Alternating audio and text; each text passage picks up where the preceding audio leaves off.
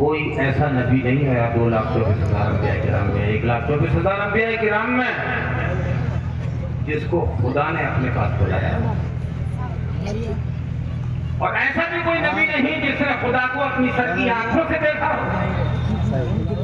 حضرت موسیٰ کلیم اللہ آیات تقریر سنتے ہی رہتے ہیں، تقریر نہیں کرنا ہے۔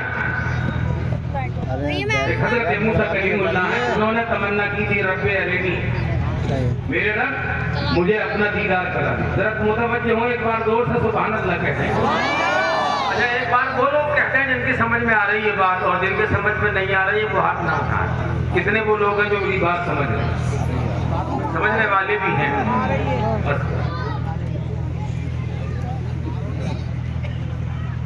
جبریل اکیلے نہیں آئے ہیں، فرشتے بھی ساتھ میں۔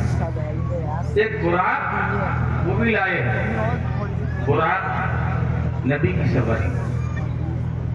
میں کہہ رہا تھا کہ موسیٰ کلیم اللہ انہوں نے کہا رب ارنی، اے رب مجھے اپنا دیدار کرا دے۔ خدا نے فرمایا لن ترانی، موسیٰ تم میرا دیدار کرنے کے قابل نہیں ہو، نہیں دیکھ سکتے ہو، میرے چہرے کو نہیں دیکھ سکتے ہو۔ اگر میرا دیدار کرنا، میرا جلوہ دیکھنا ہے تو 40 دن کے روزے رکھ کے دور پہ آ جاؤ، میں تمہیں اپنی تجلی سے تمہیں منور و مجلہ کر دوں گا۔ زور سے کہیے سبحان اللہ۔ جلوے دیکھنے کے لیے 40 روزوں کی ضرورت ہے، خدا نے کہہ دیا، اور نبی کو خدا بلا رہا ہے، جبریل کو بھیج رہا ہے، طلبوں سے آنکھیں مت رہے ہیں اپنے کہ خدا بلا رہا ہے، اپنا دیدار کرانے کے لیے بلا رہا ہے۔ کوئی دیدار کو ترسے، کوئی سیراب ہو جائے۔ چلیے موسیٰ کلیم اللہ نے یہ دعا کی تھی، اللہ مجھے دکھا دے۔ دور جل گیا تو جل لیے رب سے، پھر مجھے کہنا ہے کہ تھوڑی دیر میں کہہ کے ختم کروں گا۔ بہرحال حضور کو پہلے حرم میں لے کر گئے تھے، اس سے پہلے آپ کا سینہ چک کیا گیا، سینے میں جلوہ الہی کو مکمل طور پر بھر دیا گیا، کیونکہ کسی بھی حسین کا دیدار کرنے کے لیے دل کی آنکھوں کی ضرورت ہے، سر کی آنکھوں سے دیدارے جانا نہیں ہوتا۔ سر کی آنکھوں سے دیدارے جانا ہوتا ہے، بے ہوش ہو جاتا ہے۔ محبوب کے دیدار کرانے کے لیے، محب کا دیدار کرنے کے لیے بصیرت کا ہونا ضروری ہے، دل کی نورانیت اور دل کی آنکھ کا ہونا ضروری ہے۔ اسی لیے کسی شاعر نے کہا تھا کہ اگر درشن کرا دیتی یہ باہری آنکھیں، اگر درشن کرا دیتی یہ باہری آنکھیں، تو پھر طالب دیدار آنکھیں بند کیوں کرتا۔ پیغمبر اسلام صلی اللہ علیہ وسلم کا سینہ چک کیا گیا، اور یہ وہ اسپتال نہیں تھا جہاں پر 8 دن میں آپریشن صحیح ہوتا، یہ تو خدا کی طرف سے اسپیشل ادھر سینہ چاک ہوا، ادھر سی دیا گیا، ادھر صحیح ہو گیا، کیونکہ آپ کو دیدار الہی کرنا تھا، پورا اہتمام کیا گیا۔ مسجد حرم نبی گئے، یعنی خانہ کعبہ میں گئے، جبریل امین وہاں لے گئے، پھر وہاں سے ہمارے نبی کا سفر مسجد اقصیٰ تک، فلسطین کے دائرے میں آتی ہے مسجد اقصیٰ۔ انبیاء کرام زیادہ تر وہیں پر تشریف فرما ہے۔ باب مثال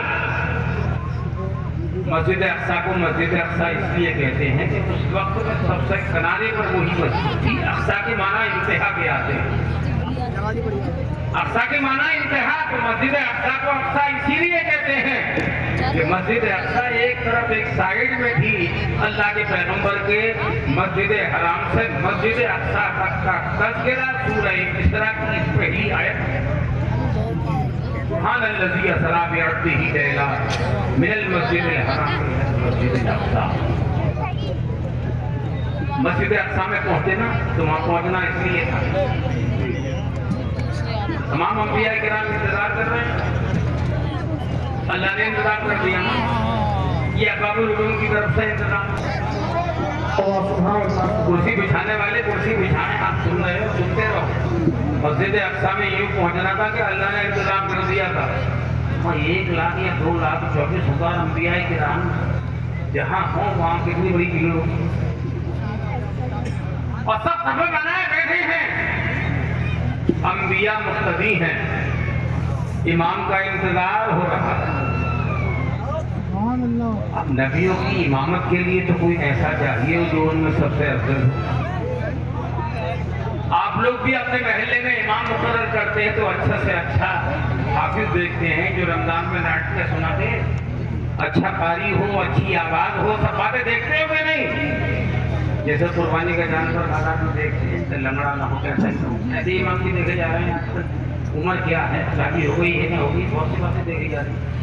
تو اب مسجد اقصیٰ میں تمام مقتدی، مگر کیا کہنا ہے ان مقتدیوں کو کہ انتظار کر رہے ہیں، آ جاؤ امام صاحب سے لے آؤ، تیار ہیں ہم لوگ، بس آپ آئیں گے جماعت سے۔ پیغمبر اسلام صلی اللہ علیہ وسلم سب سے بعد میں گئے انبیاء کے، اور سب سے بعد میں جانے کے بعد کسی صف میں نہیں بیٹھے، پچھلی صفوں میں بیٹھنا، امام کو تو اپنے مصلی پر بیٹھنا۔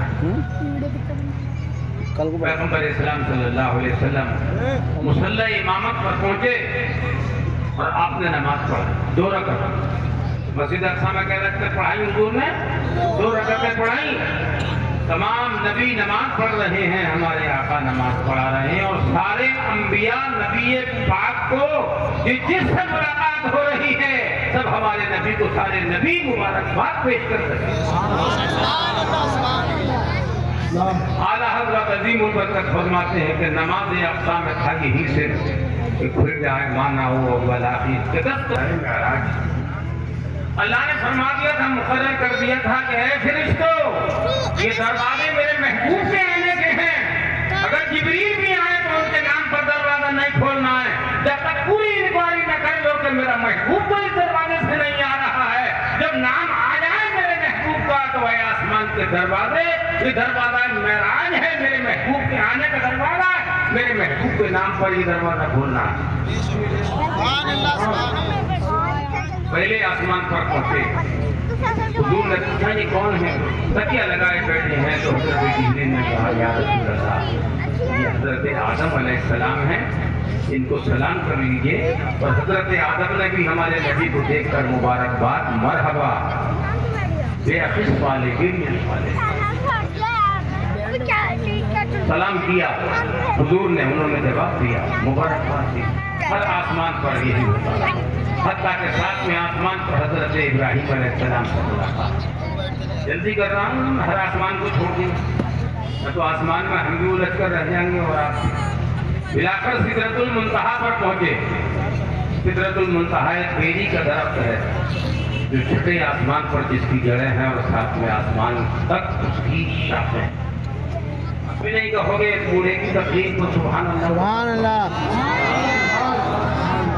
جوان وقت میں بوڑھے آدمی کو وقت دے دیا جائے تو بڑی رعایت ہے میرے ساتھ اور بڑی مہربانی کی ہے، کہیں ایسا وقت نہیں ملتا جو اتنا اچھا آپ لوگوں سے سہولت سے بات کرنے کو ملی۔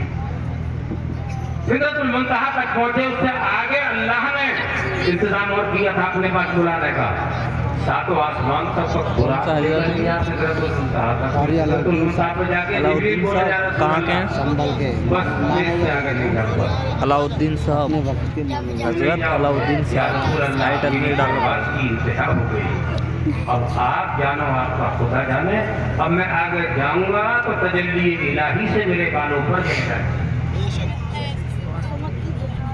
یہ مقام محمدی ہے، جہاں جبریل کی پرواز کی انتہا ہے، وہاں سے ہمارے آقا کی نبوت کی رفتار کی ابتدا ہے۔ حضور افراد پر سبز بستر کا انتظام اللہ نے کیا اور اللہ کے پاس پہنچ گئے نبی۔ اب نبی نے کیا تحفہ پیش کیا تھا وہ سن لیجیے، سارے نمازیوں سنو۔ خدا کا شکر ہے ہم اہل سنت والجماعت غوث پاک کو ماننے والے، امام اعظم کو ماننے والے، امام احمد رضا کو ماننے والے، غوث و خواجہ کے دیوانے، صابر پاک کے فرزانے۔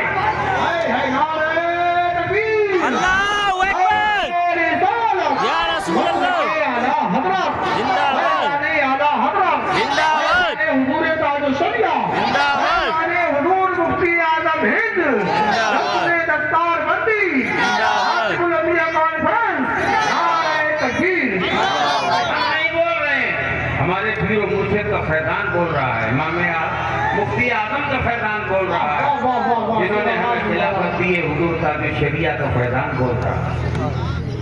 حضور صدراللہ فاضلی کی کرامت بول رہی ہے. آئیے حضرات، جب سدرۃ المنتہا پر جبریل رہ گئے